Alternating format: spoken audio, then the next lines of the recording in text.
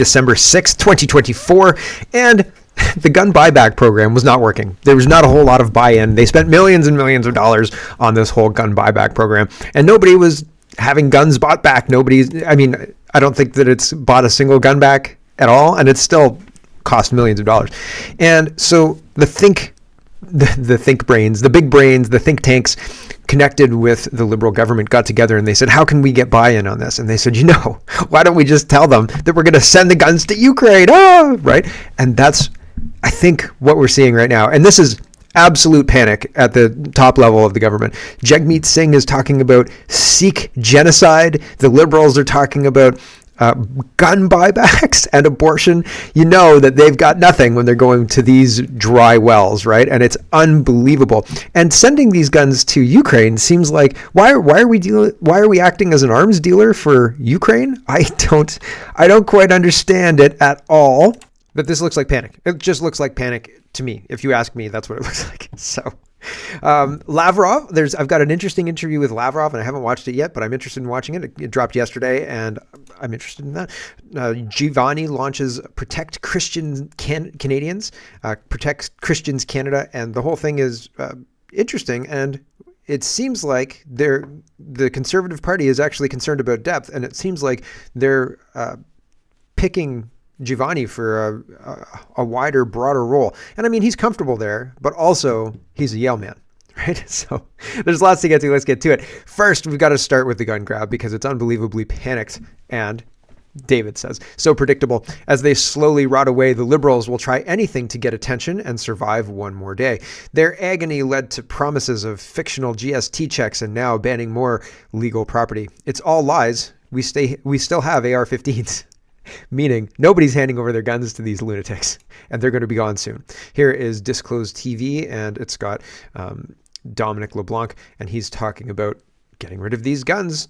It says Canada's leftist government bans 324 more types of firearms and proposes donating these guns to Ukraine. I'm not even kidding you. This is a central, integral part of this messaging. And the reason that it is, in my opinion, is because nobody bought into the gun buyback thing. And they're thinking that maybe you'll buy in if it's Slava Ukraini, which is no way. Like, it's hilarious. But I don't think this is going to change anything at all about the Liberals' fortunes at the polls or anything else. I think, in fact, it tips their hand a little bit, right? It's like you want somebody to go all in because you've got aces full. Aces full is a full house of aces. You can't have a better hand unless you've got four of a kind. So, right, like there's a situation where you are begging the other person to go all in, and that person's like, I don't think so. That's where we're at. People, they're thinking, please, please, please, please. And everybody's like, no, I don't think so. I'm walking away from this nonsense. Today, the government is adding a further 324 unique makes and models of assault-style firearms to the list of prohibited firearms in Canada. This prohibition takes effect immediately. This means these firearms can no longer be legally used, sold, or imported in Canada, and can only be transferred or transported under extremely limited circumstances. As part of that process, the government of Canada has committed to the Ukrainian government to identify whether some of these guns could be donated to support the fight for democracy in Ukraine. Today, Like, they're really dead serious about this whole thing. For real. Amazing Zoltan, or Alex Zoltan. I don't know why I keep calling him Amazing Zoltan. It kind of fits, though. The undemocratic Socialist Coalition Government of Canada is confiscating its citizens' guns so that they can be reallocated to Azov Battalion brown shirts in Ukraine. That's what's happening. Viva Frei says the Canadian government is now confiscating firearms from law-abiding citizens and looking to donate them, quote, donate them, to Ukraine in its fight for democracy, despite Ukraine having suspended elections indefinitely. Canada is run by criminals. Yes, Viva Frei. Yes, they are. Yes, we are. Here is Rebel News, and it says Defense Minister Bill Blair explains how the Liberal gun buyback could see Canadian firearms sent to Ukraine.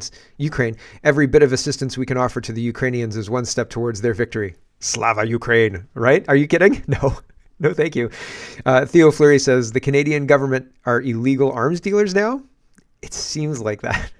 What a clown show. Yeah, so this is queued up on Bill Blair starting the we're going to send the guns to Ukraine to help them and help us achieve victory, which is like straight out of Starship Troopers, right? Would you like to know more?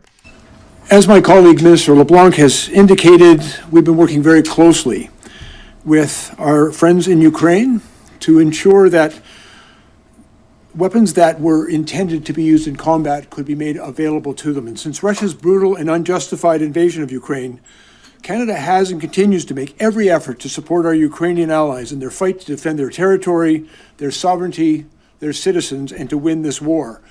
And since 2015, Canada has committed over $19 billion worth of aid and support to Ukraine, including $4.5 billion worth of lethal and non-lethal military equipment. That like that monetary number, that's like getting kicked in the balls. It's like, oof, that hurts a little bit. $19 billion. What did we get out of this? We've pissed off Putin. We've got some pissed off Russians over this, but like materially, did we get anything of material benefit from this at all? No. Great. So we've pissed away $19 billion plus. The Ukraine security forces have been very clear about the resources, support, and equipment that they need most. And we have always listened to them and tailored our donations to best meet those needs. And just this past October, we reached out to the Ukrainians once again to see whether any of the weapons that are currently under amnesty through Canada's assault-style firearms compensation program could be of any use to them in their fight against Russia. And they confirmed that indeed, some of the weapons that are part of the program would be suitable. And so I am pleased today in joining in this announcement to announce also that the Department of National Defence will begin working with the Canadian companies that have weapons that Ukraine needs and which are already eligible for the assault-style firearm compensation program in order to get these weapons out of Canada and into the hands of the Ukrainians. For companies that choose to participate in this initiative, the Government of Canada will pay them with the same amount, exactly the same amount for weapons donated to Ukraine as they would have paid them to participate in the existing compensation program as outlined by my colleague, Minister LeBlanc. Every bit of assistance that we can offer to the Ukrainians is one step towards their victory. Flash over to Ukraine. A crate is being opened. A couple of Ukrainian guys and a couple of British guys are looking into the crate. Obviously, right? The Americans are smoking. And they look in and they say, oh, are these guns from Canada? And they unpack the crate, right? The peanut things are coming out. And what do they see? 100-year-old single shot rifle. Oh, thank you, Canada. You've saved Ukraine. I mean, what? What are these people smoking? Honestly, get off the weed, guys. It's a little bit embarrassing. It's a lot embarrassing. Very embarrassing. Global News is picking this up. The federal government has outlawed another 324 firearm varieties and says it's looking to identify how these guns could be donated to Ukraine. Yeah, no, I mean, nothing is better on a war zone than a 5 mag rifle, like a max 5 mag rifle, right? Somebody was making this point. Hold on. No army in the world uses semi-automatic 5-round max plinkers. That's how you get your troops slaughtered. What a farce. Trying to steal our guns and give them to Ukraine? What the right? This is insanity. It is absolute insanity. Table Salt says, just in, they want to freaking seize the guns and send them to Ukraine. This isn't landing well. I can't wait till Chrystia Freeland gets out to sniff a microphone. It's ridiculous every time. Anyway, Table Salt, oh my God, they want to seize Canadian firearms and send them to Ukraine. I can't even believe I'm typing this. And so it's highlighting Bill Blair's comments about that. And we just listened to it, so I don't need to read it again for you. So people are incredulous. People are shocked. Raquel Dancho says, police across Canada are telling you that your $1 billion confiscation will do nothing to fight gun crime in this country. So not only does confiscating the guns and sending them to Ukraine not help Canada whatsoever, but the actual problem is the illegal guns coming across the border. It will do nothing to fight the gun crime in this country. They're desperate political stunts, and Canadians aren't fooled. Justin Trudeau says military-style assault rifles don't belong in your community. Is he showing artillery? Oh, no. I thought it was artillery. Like, I thought it's a rifle. But, if just the top part kind of could be artillery if there was a perspective shift. Anyway, regardless, the whole thing is absolutely jaw-droppingly ridiculous. And I can't believe we have a government that thinks this is a good idea. Let's disarm Canada and send the rifles to Ukraine. What happens if Russia invades Canada? Next question. I mean, we'll lose anyway because nobody uses 5 meg plinkers against the Russian army. Okay? Lori Goldstein. Let's talk about a grab bag of governance because that wasn't depressing enough. Lori Goldstein says, Ledger poll says Canadians agree with Trump on the border. Lack confidence in Trudeau on the tariffs. Yep. The lack of confidence was prevalent across the country in rural and urban areas in every age group and among both men and women. So the drag queens weren't independently polled though. So, I mean, maybe he's got a support pocket there.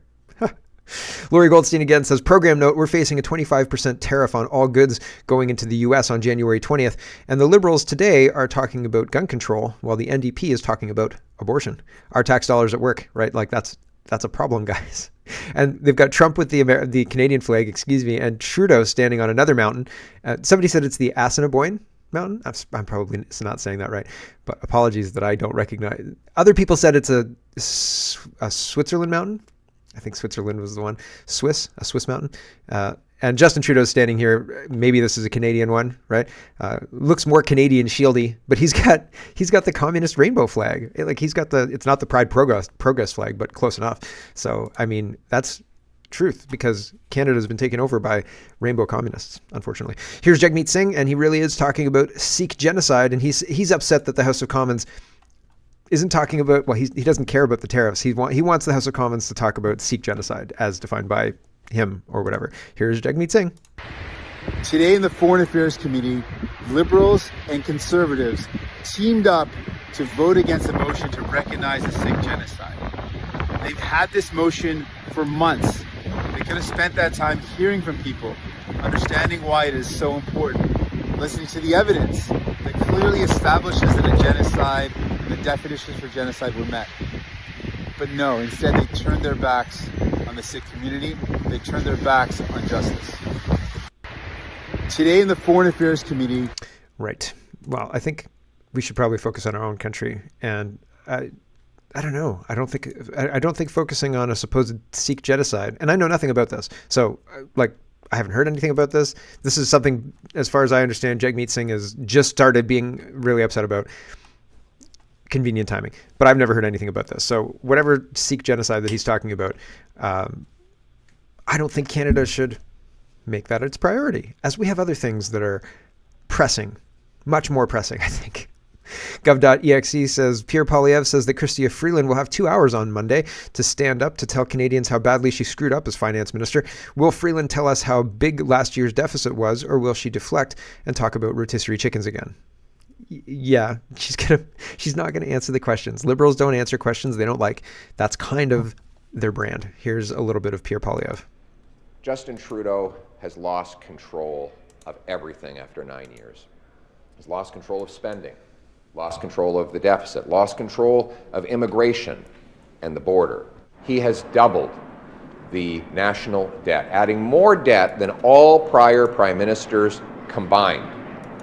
And now he's completely lost control of our finances. Remember, his minister said there would be a cap on the deficit of no more than $40 billion. $40 billion. And now we hear that the deficit has gone much further than that. Why won't the finance minister tell us the true number?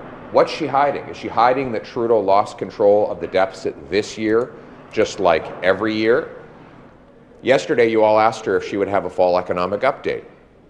She wouldn't answer. The Prime Minister's office told you that there would be a fall update. So apparently these two don't speak. Or maybe they're fighting over how big and out of control the deficit actually is. Once again, such a fight would be a loss of control by the Prime Minister.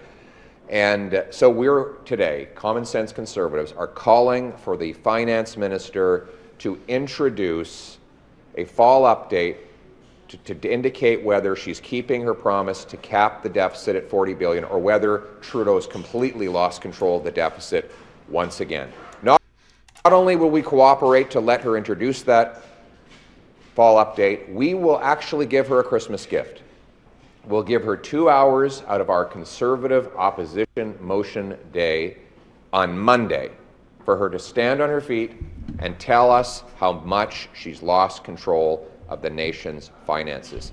So So I want to point out, I was talking with a friend yesterday, and we were talking about Pierre Poilievre, and I said, it's interesting that they haven't been able to get anything passed, and that's all on Poilievre. I think the way that Poilievre has positioned the Conservative Party at this point in time has filibustered effectively. And I like to give credit where it's due. So the Liberals and the NDP, he's saying they've lost control, and I think I agree with him, because Poilievre has taken control, and he's the one calling the shots. He just said, we're going to cooperate, allow her to introduce this motion. We're going to give her time to explain to Canadians why. He's calling the shots, not Prime Minister, not the Liberal caucus, not the Liberal cabinet or anything like that. He is. He's filibustered successfully. He's prevented them from being able to get their legislative calendar fulfilled. He's prevented them from being able to move forward with their crackpot censorship plans, C-63 and more. Because the plan was to get that stuff in place now. So when an election happens, they can censor the crap out of the internet. Go listen to Mike Benz. Honestly, go listen to what he's saying, because it's what he describes is in play in Canada, and it's prominent. You don't have to look hard to see it. Okay. So they wanted to get their censorship regime up and running. It's already up and running. Look at my show. But there are other censorship, and they want to crush me more. They want to crush me as much as possible. They don't want me on YouTube. They don't want me on Spotify. They don't want me on anywhere, right? So regardless of all of that, the point I'm trying to make is credit where it's due. I don't know how he's going to be as Prime Minister. I'm concerned that he's not going to get rid of the dairy cartel. I'm concerned that he's a globalist. I'm concerned, or playing ball with the globalists and going to do their bidding. But again, credit where it's due. He's prevented Trudeau from being able to move forward with the censorship side of things. He's prevented Trudeau from being able to move forward with his legislative calendar for the fall, and good job. So if behavior is indicative so far, well, good for him. So I need to make sure that's plain. And still I won't vote for, I think that things are, I want to see Canada successful. I want to see Canada restored to a place where you can speak your mind and not fear that some kind of police force or somebody is going to show up and, knock down your door for saying that man's a woman or excuse me, that man can't be a woman. That's a man, or other benign things, right? And call it hate and call it all this other crap. It's nonsense. It's absolute nonsense, but they're pushing for that. So the fact that he's standing in the way and has been standing in the way through this filibuster and has not been allowing it to happen and not able to maneuver the situation and to prevent it to happen, he did. He maneuvered the situation and he prevented these things happening so far. So good for him. Good for him. And we're all benefiting from that. And that's interesting that he's the one calling the shots. Pay attention. Pierre Poilievre again says deadly fentanyl seized entering the U.S. from Canada has more than tripled this year. This is the legacy of the NDP Liberals' failed radical hard drug legalization experiment, destroying their lives. Ban hard drugs, bring our loved ones home drug-free. So there you go. I think that there are big problems with our drug policies, but it's part and parcel of the control mechanism. They're trying to demoralize people, and through the demoralization, you kill yourself through drugs, right? You get demoralized because you can't find a job and you don't feel like you're contributing, and then the not feeling like you're contributing leads you to find ways to escape that feeling. So some people drink, some people do marijuana, some people do harder drugs like fentanyl. Fentanyl is easy to get. Fentanyl is handed out by the government, or not quite fentanyl, right? It's a different version. But then now you're in the whole realm of it, and you could be exposed to it or cross over to it, as I've heard. I don't know. And so that's the whole plan, right? They create that situation to put you into a spiral, and then it's a soft made situation, and they say, no, you can't stigmatize people who have drug addictions. Meanwhile, they're almost trying to normalize drug addictions and push it as something that's, pretty okay for if you want to do that. No, I don't think so, right? It's not a great idea.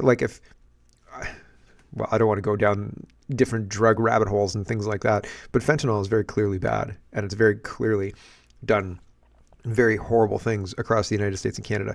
And I don't think it's a stretch to say this has been damaging and not good. And our government instead focuses on, instead of treatment, just allowing people to do what they're going to do and giving them more fentanyl. And so like that's just crazy. It's crazy. It doesn't make any sense, and it's anti-human. It's the government is working against its population. We should not tolerate it. We shouldn't tolerate it.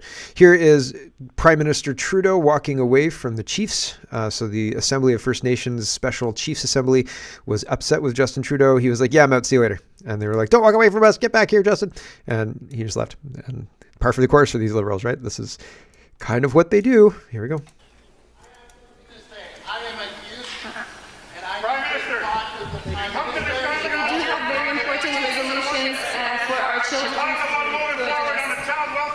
Don't walk away from us. Hey! This is our picture off. We're not a campaign trail. Thank you. You just got up and left. There you go. See you later. I'm out. I'm out, says Justin Trudeau. We're not doing this. We're not doing this today.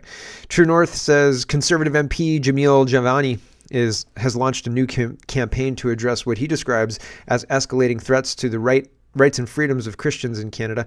And True North has a bit more on that. Conservative MP, blah, blah, blah. The national initiative called Protect Christians Canada is centered around a petition urging governments at all levels to take stronger action to defend religious freedoms in Christian communities. That's a little bit of weasel words. Religious freedoms is very general. Christian communities is very specific. Putting them together, I don't know, it could be anybody, right? The petition was authored by concerned residents in Ontario's Durham region, which Jivani represents in Parliament. Okay, well, if there's citizens involved, maybe it's, I don't know. It seems religious freedoms, like generally, as if you're talking about preaching in the streets, et cetera, I hope it's specific. Hold on, let's see if it is. The website uses a bit stronger language, so here it is. It says, many Christians in Canada are concerned about government and corporate overreach in their communities, workplaces, or schools. Anti-Christian bigotry and discrimination also affects Christian citizens and organizations in our community. All levels of government must take action to protect Christians in Canada. Take a stand in support of Christians in Canada. Sign our petition, authored by concerned Christians in Durham Region, Ontario. This petition will be presented by Member of Parliament Jivani in the nation's capital in February 2025. So you can learn, or you can sign it to be added to that, but they will fundraise off you if you sign this, by the way. It says, we, the undersigned, are demanding all levels of government in Canada take action to protect Christians in Canada, defend the rights of parents to play a leading role in their children's education and important decisions involving their children, safeguard conscious rights and the freedoms of religion for unionized and non-unionized workers, including healthcare professionals, strengthen penalties and increase law enforcement in response to crimes targeting churches and places of worship, protect the legal status and freedom of expression of Christian charities.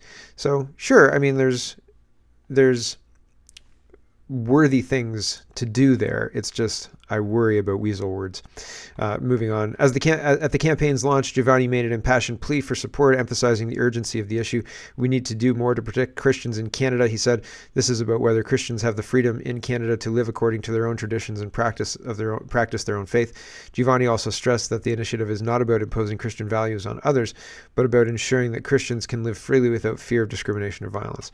It outlines several priorities, including strengthening the penalties for crimes targeting places of worship, such as arson and vandalism. Jivani also highlighted the need to defend parental rights, safeguard the conscience rights of healthcare workers, and protect the legal status and freedom of expression of Christian charities. Jivani pointed to recent incidents that underscore the importance of the campaign. In education, there has been growing concern over policies that exclude parents from key decisions about their children's gender identity.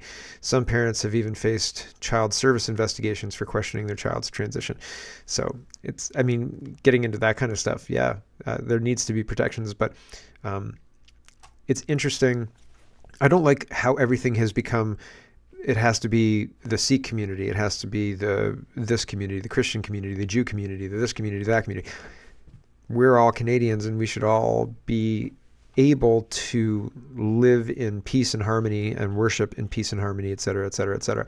And that used to be true, not without negotiation, not without making sure everybody understood the boundaries and things like that, but it was possible. We had a situation where everybody was able to do that, and then we imported a whole bunch of different people who don't believe in the same things that we believe in, and we're surprised now that there's all sorts of conflict erupting. And I don't think we've done any of the work necessary to really address any of it. maybe this will do that. Maybe it won't. But at least somebody's talking about it. That's good. Movement, right? 401 says 401 Disparnage. I don't know. Trucking page says MPP Guy B introduced a private, this is a private member's bill in Ontario, 401s in Ontario, I believe. 400 series highways are Ontario specific, right? It's not just, are they Canada wide? Goodness, now I don't know. Okay.